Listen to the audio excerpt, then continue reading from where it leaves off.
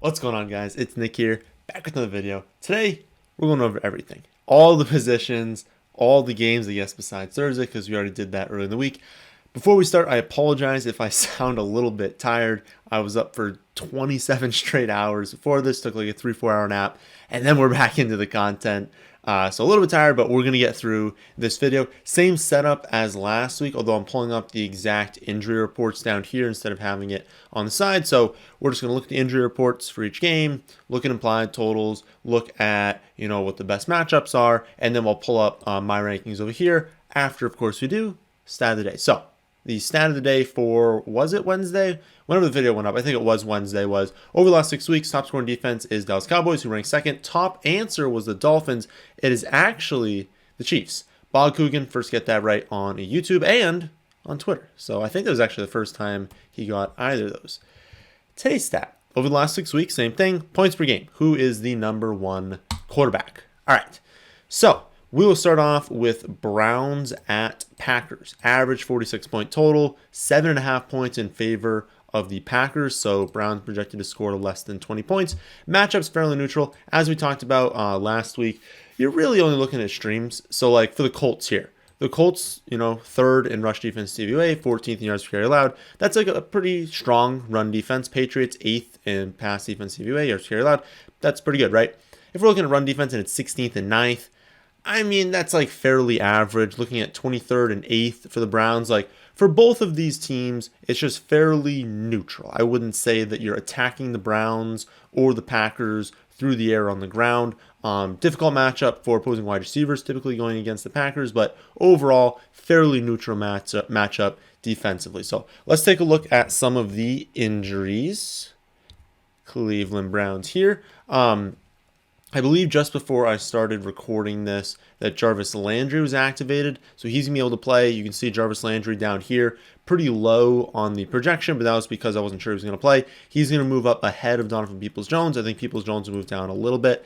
I would say that there are no must-start wide receivers for the Cleveland Browns. You can play Peoples-Jones if you want to hit on a deep ball maybe. You can play Jarvis Landry if you want a relatively stable floor, but a lack of a ceiling. But overall, I don't think you need to be starting anyone there.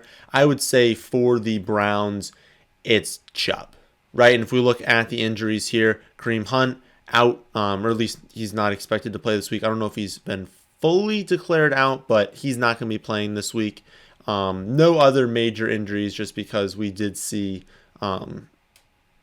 Landry. We saw Landry get activated. So for the Browns, it's basically Chubb. I don't want to play Baker, 26 rated quarterback, and I probably don't want to play Landry or Peoples-Jones.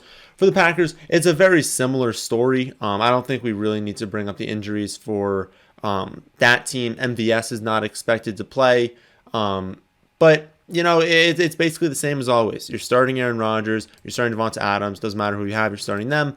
I think Aaron Jones is a quality play, running back 9. A.J. Dillon, find the flex, find a running back 2. I know a lot of people this season have been relying on A.J. Dillon just as a running back 2, right? Saying that, I didn't need to hit on running back. That was kind of a typical draft strategy. It was trying to hit on one early, grab some tight ends, quarterbacks, wide receivers in the middle rounds. And if you take someone like A.J. Dillon, he's not lighting the world on fire every week, but he's getting enough volume. He has enough touchdown upside to where if you have to play running back 2, you're perfectly fine doing so, right, for the entire season. So I think that's basically the same. Nothing really changes for the Packers. The one thing I guess is Allen Lazard. With MVS likely missing this game, Lazard's going to be on the field a lot. He's going to be run blocking a lot, but just being on the field, he'll have a chance to have, a 6 for 70 and a touchdown. That's a possibility.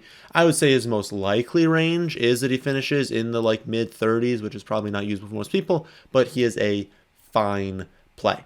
Next game, Colts at the Cardinals, 48.5 point total, so relatively high, and only a 1.5 point spread in favor of the Cardinals, so 23.5 projected points for the Colts, 25 for the Cardinals. Like I said before, relatively strong run defense for the Colts, fairly neutral matchup for their pass defense, and the Cardinals have a strong overall defense, although they are better at defending the pass than they are the run. So we will pull up the rankings here on the left. We will pull up the injury report here. One big injury here is Quentin Nelson, although it's not injury. I'm going to say injury. understand that like half the people we're going to talk about today are COVID IR, right? They're just going on the COVID list. I'm going to just say injury to make it easier. But Quentin Nelson out. He's not playing this week. So I did actually give a bump down Jonathan Taylor, and he is still the number one running back. You're playing Jonathan Taylor. It does not matter. Here's the injuries if you guys want to see it. There's really not that much if we're looking at the Colts. Paris Campbell, maybe he comes back at some point this season, but obviously, we don't need to be stashing him at all. For the Colts, yeah, it's Jonathan Taylor.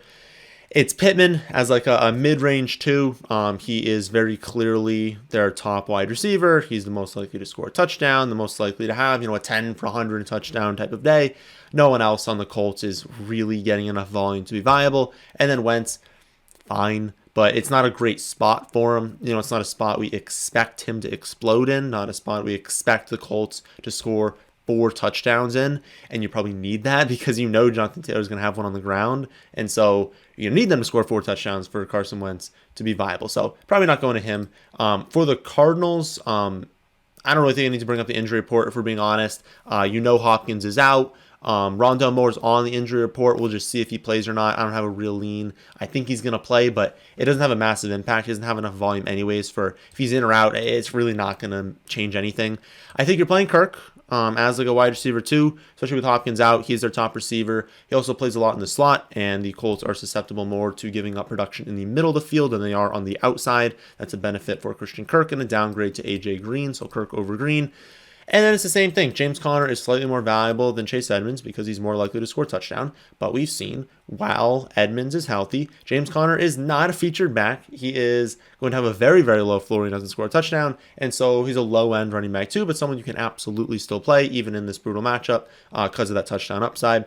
And then Chase Edmonds, he's efficient. He's good in the receiving game, but they don't give him enough volume. So I think he is more of like a low-end 2 or a flex. If you're in a full PPR league, these are the rankings for half PPR. He's going to go up a little bit. But I would say in a full PPR league, he's still like just a low-end running back 2. Ravens at Bengals. Up next, 45-point total, so a little bit below average. And these totals have been kind of high. We're going to move on to some totals that are lower. So we start off with 46, 48, 45, 48. We're going to get into a lot of total games that are in like the low 40s. So don't get used to all these 45 to 48-point totals. But again, 45-point total. Bengals, 3-point home favorites, which means it's a projected 21-24 victory for the Bengals. As far as defense, the Ravens have a very strong run defense, fairly neutral in their pass defense, and it's a very similar story for the Bengals. So could we see a game where both teams air it out, which would lead to a higher total game, especially if we can have, Jamar Chase hit a long touchdown, then Marquise Brown come back with a long touchdown. Long touchdowns are what drives high-scoring games, right? Because if someone can score from 80 yards out, that's instantly getting to the next drive. That is instantly putting points on the board. When you have games that are like 10 to 15 play drives, slowly draining the clock, and then they score, we're limiting the total drives, right? And so it's going to lower the output of each player in the game because there's fewer drives. So quick scores lead to more drives, and these are teams that can score quick. Will they? I don't really know the answer to that, obviously, but hopefully we get a good one here. I think it'd be fun to have a close game here. I have Lamar ranked 10th. I do not know that he's going to play. He has not practiced all week with the ankle injury. I mean, my guess, honestly, right now is no, that he's not going to play. We'll see. Obviously, this total is probably going to drop a point to a point and a half if he is out. We're probably going to see this move to like 4.5 points in favor of the Bengals if he's out. But Huntley's been really solid, and it's the same thing if you have Lamar. You're just keeping Huntley on the bench. If Lamar is out, you play Huntley. If Lamar is playing, you play Lamar. It's very easy as far as that's concerned. I will bring up the Baltimore Ravens because I'm not 100% sure. Oh, yeah, so he is expected to start. Okay. Good. So, yeah, he's listed as questionable. So that was basically what we just talked about with Lamar. Still questionable for the game. Still could possibly play. Huntley had the illness, but he should be good to go. So he will start if Lamar is able to play. Now, I don't think there's anything else that we really need to go over here. No other major injuries. So you basically know what to do with the Ravens. You know that Devonta Freeman in any matchup is a relatively low upside play, but also, a relatively stable floor. He's going to get production. He might score a touchdown, so he's a fine play. And then it's really just Marquise Brown.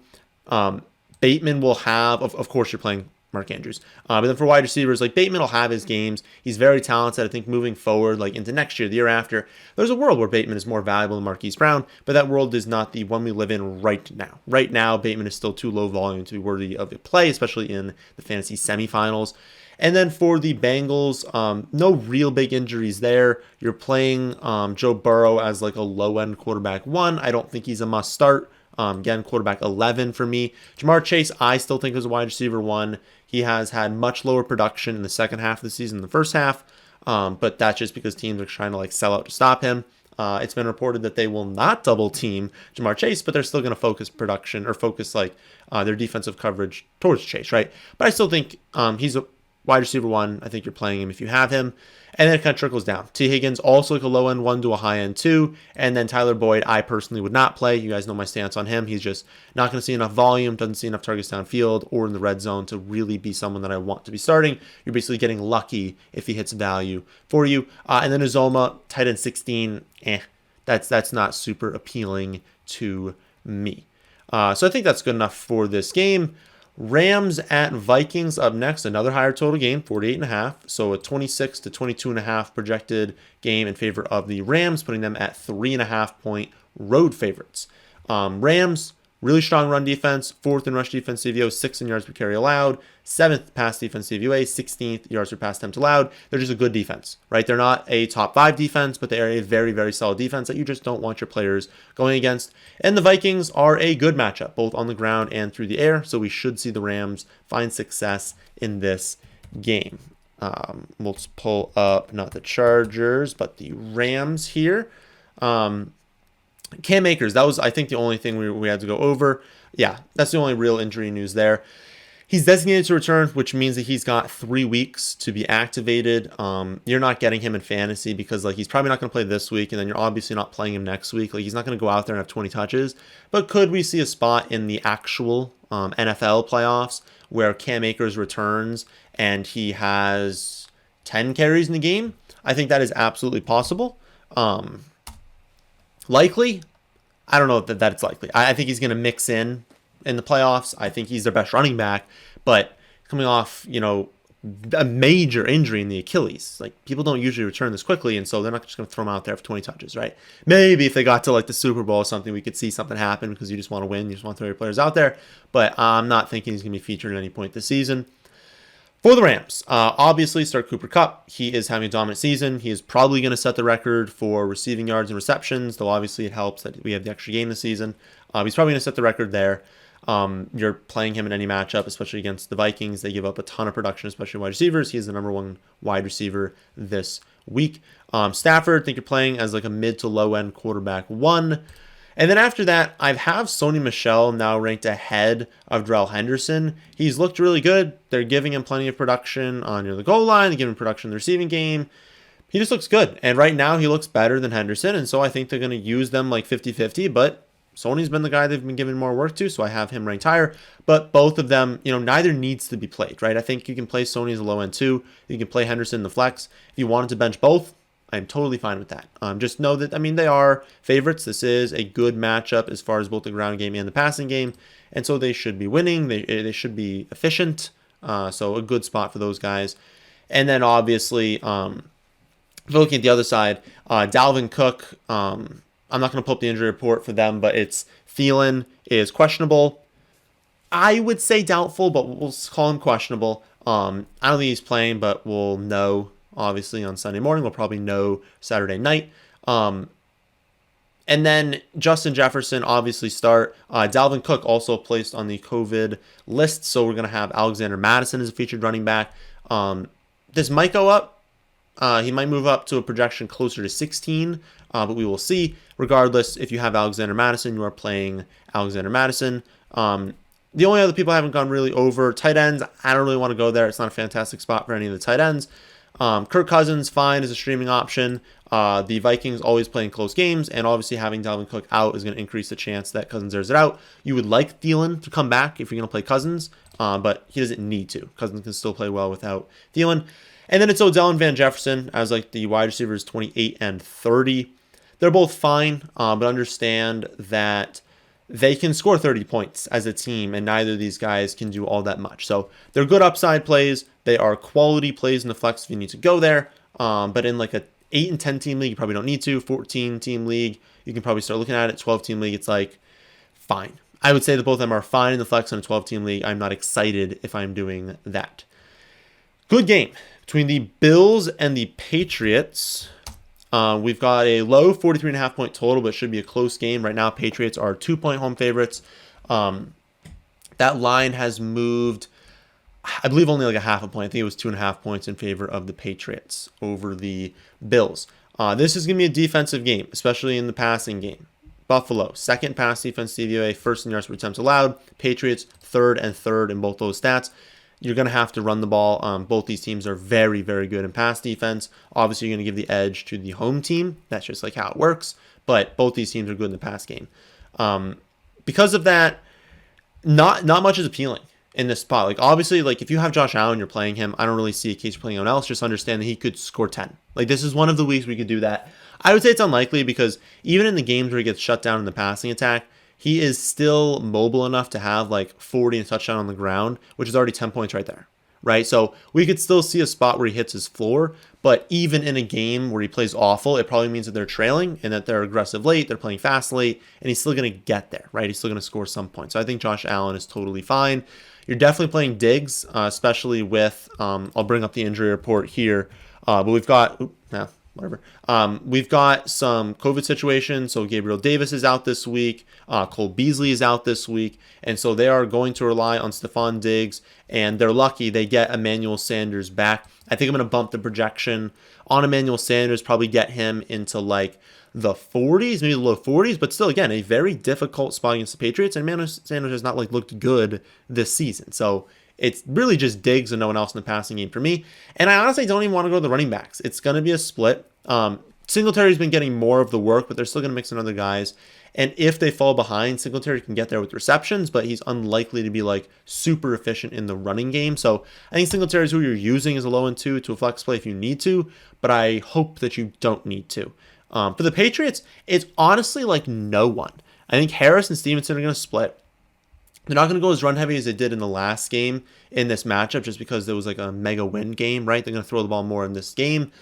You're basically just praying your guy scores a touchdown because they're not going to get enough volume outside of a touchdown. One of them could, but I think it's very likely like these guys fall in that like 8 to 12 range, and it just comes down to who scores, and it's not a great spot for any of them. And then the passing game, we'll check the status on Kendrick Bourne. He might not be able to go, but everyone else should be good to go. But it's like Buffalo's a really good passing defense, and the Patriots are going to run it. And look at these team totals. It's like 20 and 22. This is not a game where you're looking to attack. It's going to be a defensive matchup. So it's honestly Jacoby Myers or no one for me, and I would prefer it be no one. Chargers at Texans. Up next, average 46-point total, 10.5 point spread in favor of the Chargers. So we've got a 28.25 projection for the Chargers, and for the Texans, we've got 17.75 points. This is a game where it's even again. So both these teams really struggle in rush defense, but excel in pass defense. That is bad news for the Texans because they're likely to fall behind quickly in this spot. And so if they do, well, now they can't run it. They have to pass it. They have no David Johnson. So you're relying on like Rex Burkhead, which is absolutely disgusting. The Texans are not going to succeed here. They're going to be scoring in the teens, and it's not going to be good for fantasy. I will pull up Houston here. First Houston player is a 12.6 projection on Davis Mills, and then after that, it's Brandon Cooks at the wide receiver 40. Fade the Texans this week. That's what I would suggest. And then for the Chargers, play everyone you have, basically. You're obviously playing Justin Herbert. He's actually my number one projected quarterback on the week. Play Keenan Allen. Play Mike Williams. Play Justin Jackson, so I'm not expecting Austin Eckler to play. I think Jackson's the direct backup. He looks really good on the ground. I honestly think I might bump his projection. That's how good he has looked recently, and just how good the chances are he scores, right? He could have like, 17 for 80 and a touchdown, but he could also have like, 17 for 80, 2 touchdowns, and like 4 receptions, right? And just go completely nuclear. So I think there's a lot of paths to him beating an 11.9 point projection. So I think if you picked up Justin Jackson, which hopefully you did if you have Austin Eckler once he was placed on the COVID list, I think he's a really good play this week, and I think you should be playing him. Outside of that, you don't need to be going anywhere. I don't think you need to be playing Jared Cook, even though he's projected 10th. I don't think you need to be going there.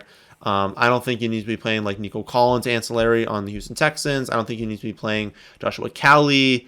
I don't think you have to play like the backup wide receivers. I think you're just sticking to your studs in this game. Bucks at Panthers. Low, 43-point total and a 10-point favorite for the Bucks. So 26.5 points for the Bucks, 16.5 points for the Panthers. That is a very, very bad projection for the Panthers. Strong defense overall for the Bucks, and they're projected to be winning. And the Panthers don't have great quarterback play. So we'll pull this team up. What did I do? There we go. Carolina.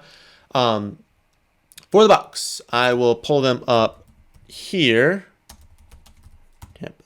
Tampa Bay. There we go. Evans, out. Fournette, out. Godwin, out. Perriman, likely out. That's brutal, okay? I don't think that means, like I talked about earlier this week, I don't think that means you go out and you grab all these Bucks players. Brady, start. Ronald Jones, start. Antonio Brown, start. Rob Gronkowski, start. I don't think this means Tyler Johnson's a must start. Carolina Panthers have a very good pass defense, 8th in pass defense to the UA, 2nd yards per pass attempt allowed. The Patriots, looked at Brady's name there. Oh my goodness. The Bucks are unlikely to be overly efficient. You lose your top 2 wide receivers. You lose your running back. You're going to give production to other players, but they're not going to be super efficient. They're unlikely to play super fast because they know that the passing attack now is not their strength, right? So it might just end up being a gross game where they score like 3 touchdowns, kick a field goal. They're running it late. They're rotating some guys in and out. 10 different players catch a pass, but it's focused around Antonio Brown, Gronk, and then Ronald Jones on the ground. So I think you're playing those guys, and I don't think you're playing anyone else. Again, you can go to Tyler Johnson if you need to. I don't think you need to. For the Panthers, this is a bad spot. Strong defense, really, really bad game environment. I think you can play Cam Newton as like a low end too. He's more of just a playing like super flex leagues. DJ Moore is fine. He missed a lot of practice, but I think he's going to be good to go. Assuming he plays, you can play him as like a 2 or in the flex. But I really don't want to play Robbie Anderson. I really don't want to play Chuba Hubbard. You can play DJ Moore again if you have to. But I mean, I would probably try and avoid the Panthers as much as possible. Jaguars at Jets. Up next, 41.5 point total. 1.5 point favorites for the Jets. You don't see that too often. That means it's a gross game. 20 to 21.5 projected points for Jaguars and Jets, respectively. Bad defenses. That is the name of this game. The Jaguars give up a lot of production. It's the same thing we talk about every week. They don't have a putrid run defense. 14th in rush defense DVOA, 18th in yards per carry allowed. But they lose every game, so teams are able to run it, which means it's a good matchup for the Jets because they lose every game too, so they can never run it, right? But just overall, not good defenses. But when you look at this total with not good defenses, it points to the fact that these offenses are awful, right? And they're not teams that you typically want to attack. That's why you see very low projections here. James Robinson, I think you're starting him in every format. This is the dream matchup for running backs playing the Jets. This is a game the Panthers, wow. This is a game the Jaguars can win. I believe there's a path to 102 touchdowns here. If you got them, play them. And look at everyone else. This is gross. You're not playing Lawrence. You're not playing Wilson. You're probably not playing Marvin Jones or Jamison Crowder. And even Marvin Jones with Laviska out. Like, it's just the numbers don't really point to this being a fantastic spot for anyone. If you are desperate in a 12-team league, if you're desperate in like a 14, 16-team league, you think you can play Marvin Jones, I don't think you need to go to these teams. Again, James Robinson, Michael Carter, because it's a good matchup for running backs against the Jaguars. After that, it is nothing. I think you can play those two. I would not play anyone else. Giants at the Eagles. 40.5 point total, another low total. 10-point favorites for the Eagles, which means the Eagles are projected to win 25.25 to 15.25. You're avoiding the Giants in this spot. You can play Saquon Barkley. I believe he's questionable. I'll pull them up. New York. There we go. I believe he's questionable, but he should be good to go. Did they take him off the injury report? Oh, no. So he's still on the injury report. He was limited on Thursday. I think Barkley's going to play. But Barkley is not the Barkley we used to be seeing. They're still giving production, or I guess they're giving workload, which translates to production, to Devonta Booker. But it's really, not featured Saquon anymore. And so Saquon's fine. Low end, running back 2. But they're projected to score 15 points. So this is not a good spot for the Giants. The matchup is fine, but it's just the Giants are just such a bad team.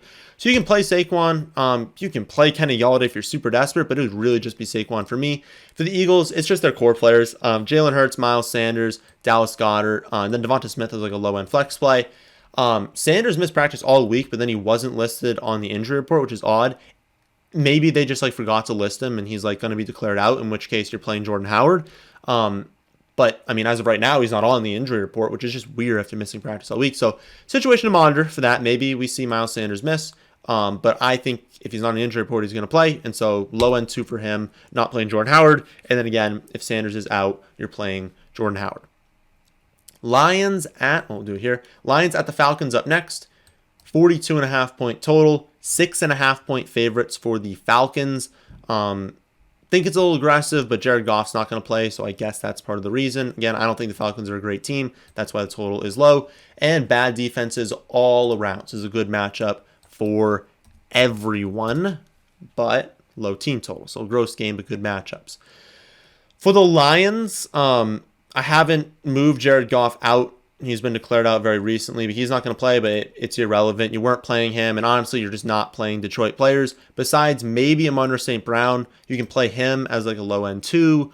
He's better in PPR leagues, because again, all his routes are so close to the line of scrimmage that he's just not going to have these like 5 for 150 games. He's not going to hit like that, so he needs all this production, and that's good for PPR leagues. So yeah, Amon-Ra St. Brown, really no one else for Detroit, assuming that Swift isn't back.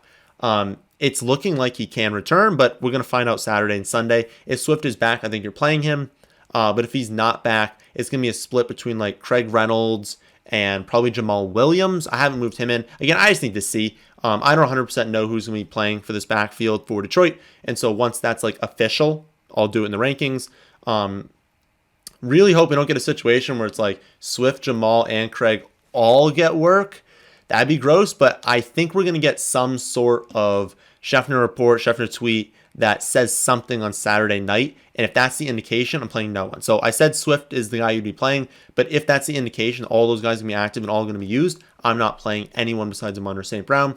And then for the Falcons, you can play Matt Ryan as a streaming option, but it's just fine. He doesn't really have a ceiling. You're playing Cordero Patterson. I think you're playing Russell Gage as a low end 2.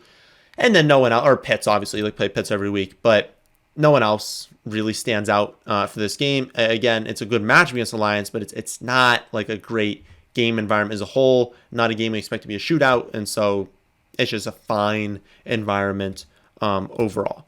Chicago Bears at the Seahawks is up next. Low, 42-point total, 6.5 point favorites to the Seahawks, which means we're projecting 17.75 points for the Bears, 24.25 for the Seahawks.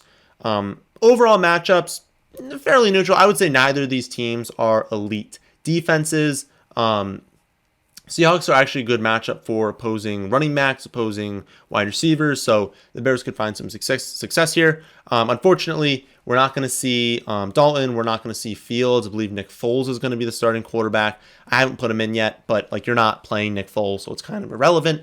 I don't know if Allen Robinson is going to be activated or not.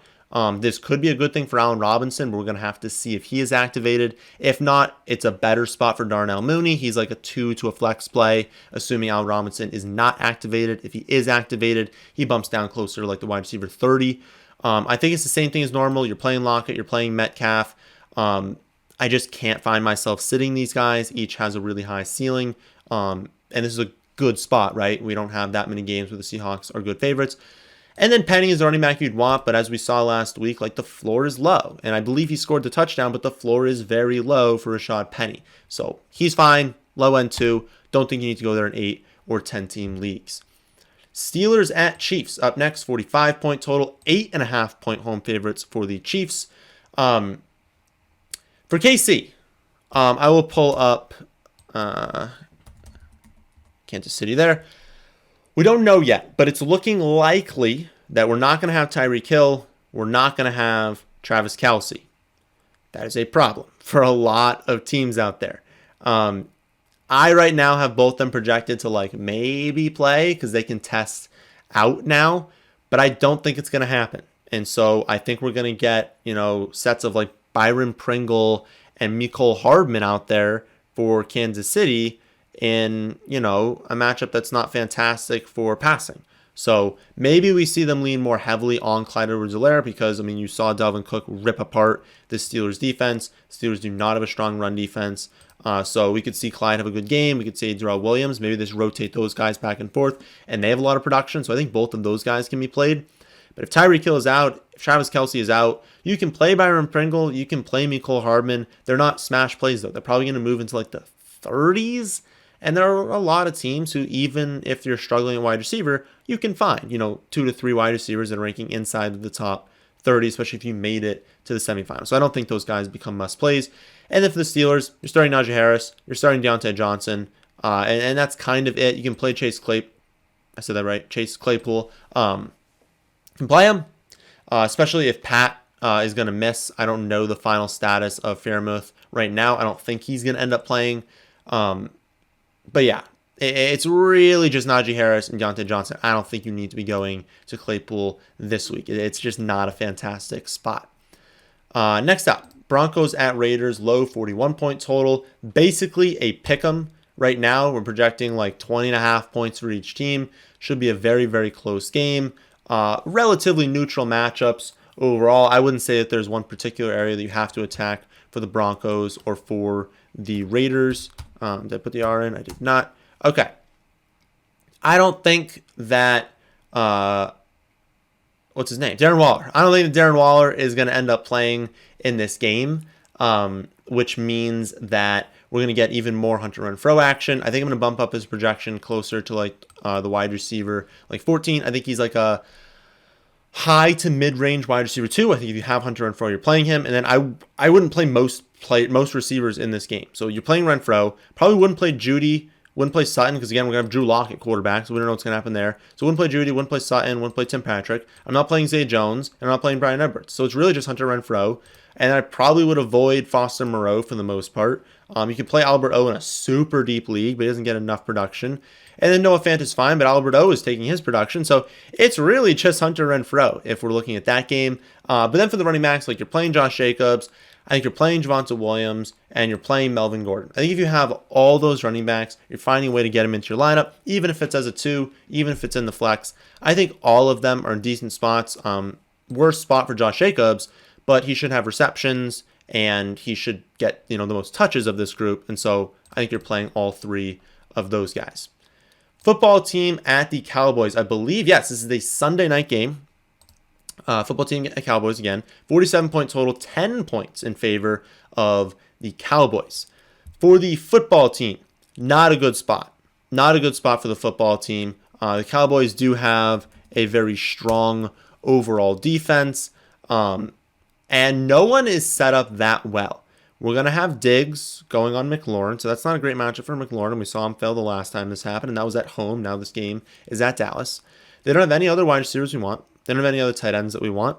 And Gibson now has this same injury he had last season. I don't know if he's going to play. If Gibson is out, Jarrett Patterson is a very interesting add off waivers. I would not expect him to explode, but he's a good talent, and he would have a decent, a sizable workload to where if you needed to go there, you could. So he's actually not bad as a preemptive add right now. But if Gibson's able to play, I think he's a fine play, but I think they're going to clearly mix in Patterson this week because he's injured. He's clearly hurt. And so it's unfortunate because if we get featured Gibson, he has such an upside or such a ceiling. I don't know if that's going to happen for the rest of the season. So I might bump his projection down a little bit more, but it depends on the reports that come out later on Friday and on Saturday. For the Cowboys, it's the same as always. Start CD, start Zeke. I think you're starting Zeke as favorites. He's clearly hurt. He's clearly not being effective, but they're just going to give him the workload. I think you can play Tony Pollard low into the flex play because he's been really good. I think you're playing Amari Cooper, especially with the squeaky wheel narrative right now. He complained he wants more targets on third downs in the red zone. I think they give it to him. So I think he has a good game. And then Gallup is a flex, same as always, relatively high upside. Schultz, quality, tight end 1. One question is on Dak. I think you keep playing him. He is probably playing through an injury right now, but I think there's too much talent on this offense to where if you're benching him for my 13th rated quarterback, which I believe was Kirk Cousins this week, something like that. It's fine, but I think you just play your studs. If you made it playing Dak, I'd actually be a little bit surprised. So I'm probably not talking to like a large percent of people right now. But if you made it to this far playing Dak, your team is clearly good, and he's got upside. And I just think like if you've been able to make it this far with him not going off, he carries the upside to have 30. Now I don't think it happens this week. I don't think he's in a great spot. I know that it's you attack the football team through the air, but like I don't think the football team is going to be like super competitive in this game, so he's not going to have to like put his foot on the gas. But he could score 4 touchdowns, especially if Amari Cooper wants the ball in the red zone. We could have 2 touchdowns go to Cooper. So I think you're playing Dak, but I understand if people are fed up with him and just don't want to go there. Final game of the week, Dolphins at Saints, 37.5 point total. We've got 2.5 points in favor of the Dolphins, a projected 20 to 17.5 victory for the Dolphins. I'll bring up the New Orleans Saints here. Taysom Hill out, Simeon out. We've got Traquan Smith questionable. I believe he's good to go in this game. Troutman out. Not a good spot. Not a good spot if you are a Saints fan. Kamara. And then what else are you looking at? Ian Book is their next projected player because he's going to be starting at 8.7. And then after that, it's like their defense. Like it's Kamara or absolutely nothing for me for the Saints. For the Dolphins, decent spot, but like, needs to play Tua. Like the Saints still have a very strong, especially run defense. First in rush defense DVOA, 5th in yards per carry allowed, but still 6th in defense DVOA, 18th in yards per pass attempt allowed. There's a quality defense. And neither team projected to score over 20 points. This is a gross game, even in a dome. This isn't even weather related. It's gross. You don't want to be targeting players in this game. Again, I think you play Alvin Kamara. I think you play Jalen Waddle. I think if you have to, you can play Devonta Parker, especially because he has such an upside. I think beyond that, you're not going there. I understand wanting to go to Duke Johnson, but this is a brutal matchup, and they're not projected to score that many points. And we could see easily Gaskin get more work, other running backs mix in, so I don't trust Duke enough to play him this week. So that will do it. That was a very long video, but I think it was informative for all the different positions. Again, if you want to keep track of these injuries, literally just type in ESPN injuries and find the NFL page, or you can just copy like that URL right there, espn.com/NFL/injuries. You can go to Roto World as well, or what you should be doing is just follow Adam Schefter on Twitter. You can see my Twitter, I think, on the screen, but it's at NickSilikFFA. Follow that. I'll retweet everything you need to know as far as injuries concerned. And again, the website is free. So if you wanted to follow along this video, you want to go to all the other. So you just, here are the rankings. Here are all the different rankings that we have. If you want to look at the streaming defenses page, you want to look at betting. After this is done, I have to post the best bets. But DraftKings projections, core plays, money line picks, spread picks, survivor picks, pick 'em, all that stuff is completely free for the rest of the fantasy season. So that'll do it for this one. Hope you all enjoyed. If you did, how about hitting the like button, and how about subscribing to the channel if you're new here? Thanks for watching.